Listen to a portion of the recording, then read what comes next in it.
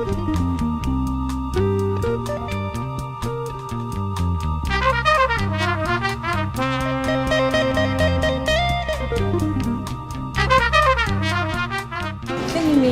3 сарын 9 болсон байна.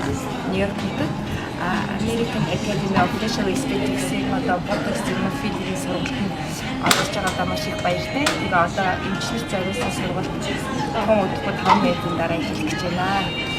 Та бүхэндээ шинэ саргал эмчилгээний аргуудыг нэвтрүүлэх болж байгаадаа маш их баяртай. За, Америкийн нэгдсэн улсын Нью-Йорк хотод зохион байгуулагдсан Америкийн гоо зүүн академийн сургалт байгаа. Энэхүү сургалтаар эрүүн нүүрний, толгооны, хүзүүний өвдөлтийг хэрхэн ботоксоор эмчлэх вэ? Түүнээс гадна хүний гоо сайханд болон үрчлийг хэрхэн ботокс болон дермафилераар засаж залруулах эмчилгээ байгаамаа. За, энэ сургалтын нэг онцлог нь гэх юм бол яг хүн дээр бид нар дадлага хийж сурсан байгаа. Түүнээс гадна Америкийн хүнсий болон эмийн захиргаанаас зөвшөөрөгдсөн энэ материалыг эмчилгээндээ бас хэрэглэж байгаадаа та бүхэндээ дуулах нь таатай байна.